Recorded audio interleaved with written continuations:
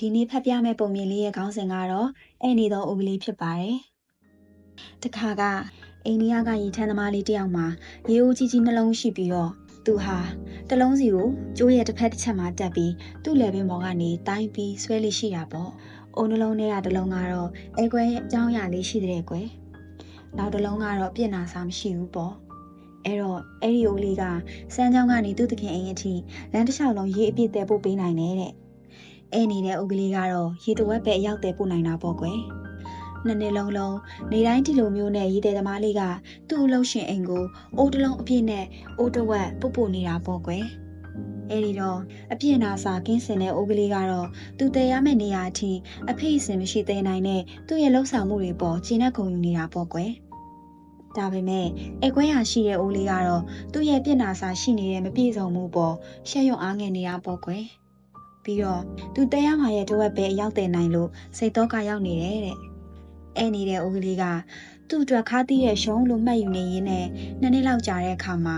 တရက်တော့စမ်းချောင်းတစ်ပေးမှာသူကရေသေးသမားလေးကိုကိုရှက်မိပါတယ်ပြီးတော့မင်းကိုလည်းတောင်းပန်ချင်ပါတယ်လို့ပြောလိုက်တယ်တဲ့။ဒါနဲ့ရေသေးသမားလေးကဘာတွဲကြောင်လဲမင်းကဘာကိုရှက်တာလဲလို့ပြန်မေးလိုက်တာပေါ့။အိုးလေးကလွန်ခဲ့တဲ့နှစ်နှစ်လုံး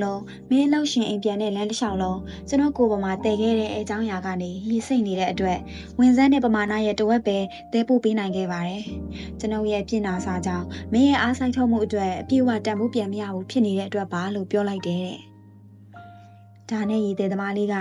အဲခွဲချောင်းရှိတဲ့အိုးဟောင်းလေးတွေစိတ်မကောင်းဖြစ်သွားတာပေါ့။ပြီးတော့သူကကယူနာအပြည့်နဲ့မင်းကိုအလုံးရှင်အိမ်ပြန်တဲ့လမ်းတစ်လျှောက်လှပတဲ့ပန်းလေးတွေဖူးပွင့်နေတာကိုသတိထားမိစေခြင်းနဲ့လို့ပြောလိုက်တယ်တဲ့။သူတို့တောင်ကုန်းလေးပေါ်တက်သွားတာနဲ့အဲ့နေတဲ့အိုးဟောင်းလေးကလမ်းဘေးတောက်လျှောက်မှာနှွေးထွေးရဲ့နေအောင်ကြီးအောက်ကလှပနေတဲ့ပန်းရိုင်းပွင့်လေးတွေကိုသတိထားမိသွားတာပေါ့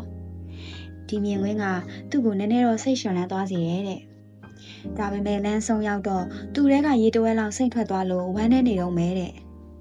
ဒါနဲ့ထပ်ပြီးတော့ရေသေးသမားလေးကိုသူ့ရဲ့ပြက်ကွက်မှုအတွက်တောင်းပန်လိုက်ပြန်တယ်တဲ့။ရေသေးသမားလေးက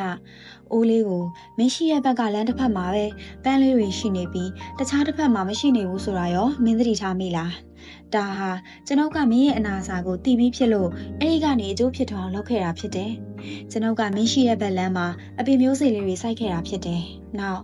နေတိုင်းစမ်းချောင်းကနေလမ်းလျှောက်ပြန်လာတိုင်းမင်းကသူတို့ကိုရေလောင်းပေးခဲ့တယ်။နှစ်နှစ်လုံးဒီလှပတဲ့ပန်းတွေကိုကျွန်ုပ်လှုပ်ရှင်ရဲ့စပွဲအလားစင်မှုခွင့်ယူနိုင်ခဲ့တယ်။မင်းရဲ့အခုလက်ရှိပုံစံအတိုင်းသာမရှိနေခဲ့ဘူးဆိုရင်သူ့အိမ်ကိုလှပစေရဲ့ဒီလိုမျိုးပန်းလေးတွေရလာမှာမဟုတ်ဘူးလို့ပြောလိုက်တယ်တဲ့။ဒီပုံမြင်လေးကပြောချင်တဲ့သတင်းစကားကတော့ကျွန်ုပ်တို့တယောက်ချင်းစီမှာမတူညီတဲ့အပြစ်နာစာလိုအပ်ချက်လေးတွေရှိကြတာပေါ့။အဲ့တော့ကျွန်ုပ်တို့အားလုံးဟာအဲเจ้าရရှိတဲ့အိုးလေးတွေပါပဲ။ဒါပေမဲ့လောကကြီးမှာဘယ်ရာမှအလကားမဖြစ်ပါဘူး။အဲ့နေတဲ့အိုးလေးတွေလိုပဲကိုဟာကိုဘွားရဲ့တချို့ရောစိတ်ပိုင်းတွေမှာကိုဟာမထိရောက်ဘူးအသုံးမဝင်ဘူးလို့ကျွန်တော်တို့တွေးကောင်းတွေးနိုင်ပါလိမ့်မယ်။ဒါပေမဲ့ကိုယ့်ရဲ့အားနည်းချက်လေးတွေဟာတင်းတင်းအဖြစ်အဆိုးရဲအကောင်ဖြစ်စေနိုင်ပါတယ်။ပြီးတော့အဆိုးရဲအကောင်လည်းရှာဖွေစေနိုင်ပါတယ်တဲ့။ကောင်းသောနေ့လေးဖြစ်ပါစေ။